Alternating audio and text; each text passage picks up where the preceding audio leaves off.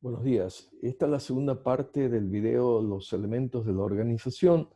En el primer video nosotros habíamos visto algunos de los elementos más relevantes. Hemos tratado sobre el poder, la información, el tiempo, el lugar, la unidad, la filosofía, la organización, la preparación. Es decir, y también habíamos tocado el tema de la personalidad como un elemento. En esta segunda entrega de los elementos vamos a tratar sobre los restantes, que sería uno de los elementos es la aptitud. Aptitud. Esto constituye una habilidad para comunicarse, un ingenio, una creatividad que puede tener el negociador. O sea, tiene que tener la aptitud a negociar aquellas diferencias o aquellos conflictos. Por lo tanto, se lo considera una habilidad, puede ser una competencia estratégica del negociador, es decir, la aptitud para llegar a aplicar en los procesos de negociación y lograr acuerdos con los terceros. Otro de los elementos que también se los considera dentro de la negociación sería la experiencia negociadora. O sea, hay que tener en claro que hay dos tipos de experiencias, la experiencia evolutiva y la experiencia metodológica.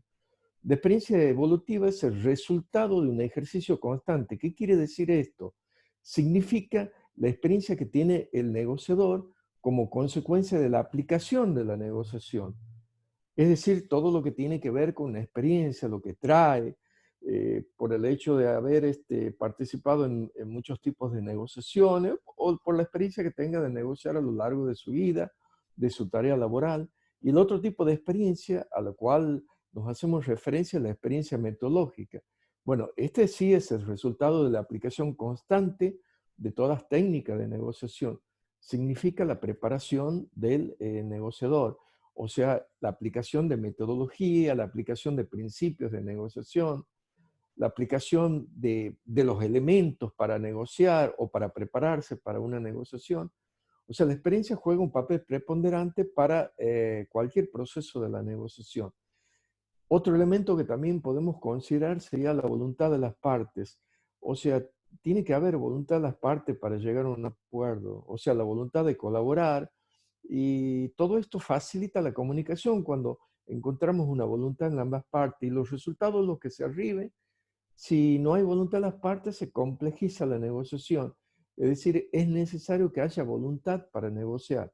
Y esa voluntad lo va a generar muchas veces por la forma de comunicarse, por la forma de realizar y por la forma de aplicar todos estos conceptos, todas estas metodologías que utilizan un negociador profesional. Otro elemento también que es importantísimo serían los intereses. Los intereses son las necesidades, los deseos, los temores. Es decir, todos los negociadores tienen intereses. Tengamos en claro que los intereses son diferentes a las posiciones, son distintos. Esas afirmaciones, solicitudes, ofertas que nos hacemos referencia a la posición, que las partes muchas veces la aplican durante la negociación, debemos tratar tratar de encontrar esos intereses que subyacen dentro, en el fondo de la cuestión. O sea, que están mucho más abajo que la posición. La posición muchas veces es la que más se transparente en un proceso de negociación, pero hay que indagar para encontrar y conocer los intereses de ambas partes, ¿no? O de las partes que intervienen. Una posición es una forma de satisfacer los intereses, es un medio, es un fin también podemos decir. Por ejemplo, dos niños se pelean por una naranja, es un ejemplo muy común como para advertir los intereses y las posiciones. Uno quiere la fruta y el otro quiere la corteza, eso sería el interés. Ahora, si nosotros tomamos una decisión de negociar y para lograr satisfacción sin tener en claro lo que quiere cada uno de los niños, lo más probable es que cortemos la naranja. Entonces no satisfacemos los intereses. Ahí hemos aplicado otro tipo de negociación en donde hemos aplicado la exposición. Y esta muchas veces nos lleva a errores, a insatisfacciones. Por eso es importante indagar sobre los intereses y descubrir qué es lo que quiere o qué es lo que necesita, cuál es la necesidad o el deseo de cada parte. Los problemas más comunes en los intereses, centrarse en las posiciones en lugar de los intereses. Hay que centrarse en los intereses, no tanto en las posiciones. ¿Por qué? Porque esto, centrarse en las posiciones limita la creatividad de otras opciones, como en el caso de los niños que querían la naranja. Entonces lo que hay que buscar serían las necesidades, los deseos, es decir, los intereses.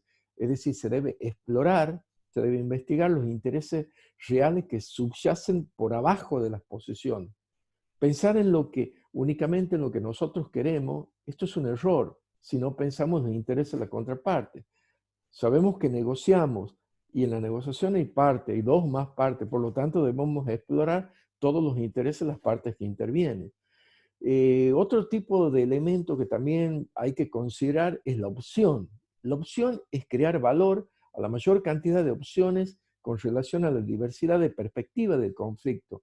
Por lo tanto, tenemos que tener una capacidad para generar opciones, alternativas. El hecho de generar opciones es una tarea muy importante para el negociador. Debe pensar, analizar, evaluar e interpretar. Entonces aquí juega un papel preponderante la preparación, la organización, la creatividad o la innovación que tenga el negociador. En este caso, los problemas más comunes que se presentan muchas veces utilizan un enfoque estrecho y parcial, centrando el enfoque en lo que ustedes quieren, sin tener en consideración lo de la otra parte. Es decir, uno se centra en una cosa y no da lugar a interpretación de las demás cosas, porque en una negociación juegan varias partes, dos o más. También otro de los problemas es la negligencia en valorar las diferencias. Hay veces en que los negociadores no valoran las diferencias y llegan a un consenso. Esto conduce a soluciones mínimas como un denominador, lo que se le llama. Se debe trabajar en tratar de crear más valor para ambas partes. Y en ese sentido, la opción juega un papel preponderante como un elemento determinante para un éxito, una negociación. Otro de los elementos también que tenemos que considerar serían las alternativas, es decir, la capacidad que tiene el negociador de generar alternativas. Entonces es conveniente presentar varias alternativas. La mejor de todas las alternativas se denomina una sigla MAPAN, que es la mejor alternativa para un acuerdo negociado. Entonces, para que la negociación sea un éxito, se debe aportar una opción que sea mayor a la que usted tiene o la que su MAPAN les dice. Caso contrario, no negocien o díganle adiós y váyanse. Preparar el mapa antes de la negociación es importante para saber cuándo irse, cuándo hay que quedarse, cuándo hablar. O sea, es un punto de referencia muy importante para lograr acuerdos. Entonces, los problemas más comunes en la negociación es no pensar en ese mejor acuerdo para el acuerdo negociado, es decir, en el mapa. Y al mapa se lo planifica en la etapa de la prenegociación. Suponer que el mapa es el mismo de siempre es un error. O sea, suponemos que conocemos el mapa sin pensar primero en una forma creativa, en otras formas de satisfacer. Para eso tenemos que generar muchas alternativas. Por ejemplo, en las negociaciones de obreros, los sindicatos han considerado siempre la huelga como el mapa, aunque a veces ir a la huelga es una única forma de convencer a la dirección que acepten las demandas. Esto es así. También tenemos que considerar elementos como la legitimidad. La legitimidad en alguna medida, en el caso de los negociadores eficaces, persuaden a la contraparte. Para ello ambas partes deben estar abiertas a nuevas ideas y utilizan la persuasión como centro de lo que está pidiendo. Es legítimo, es lo correcto y es lo que hay que hacer. Si quiero convencerme a mí mismo y a la otra parte de que el acuerdo es justo, debo tener a mano algunos criterios objetivos como la legitimidad. Para eso deberá pensar en muchos criterios. La legitimidad se la puede dar de diferentes formas, como por ejemplo estudios técnicos. La legitimidad lo pueden dar como en el caso, digamos, de persuadir, como había dicho anteriormente, es decir, qué es lo correcto, qué es lo que hay que hacer. Todo eso nos lleva a generar mayor, si se quiere, empatía con el oponente. Pero los problemas más comunes de la legitimidad es ignorar completamente la legitimidad o no prepararse para discutir los criterios, objetivos, que puede ser un error muy costoso. Otro error muy común es no pensar en la forma en que la contraparte explicará el acuerdo a los partidarios, tanto si son clientes como miembros de la organización. Entonces, estas cuestiones generan controversia y endurecen la negociación. Por lo tanto, hay que tener en claro este tipo de elementos en toda negociación. Otro elemento también que es importante y que lo hemos venido nombrando mucho es la comunicación. Es fundamental en todo proceso de negociación que la comunicación tiene que ser lo más objetiva y precisa en todo proceso de negociación. Por lo tanto, la preparación nos ayuda en alguna medida a conseguir los objetivos. Por lo tanto, tenemos que saber escuchar y hablar eficazmente. O sea, mucho tiene que ver la negociación como una capacidad que tiene el negociador para expresarse, para comunicar y también para saber escuchar. El saber escuchar es un arte muy importante y el problema más común en el tema de la comunicación, muchas veces nos exponemos a ensayar frases. Ensayar frases es un problema, porque cuando uno ensaya, lo más probable es que no lo diga, y esto nos tiende a limitar.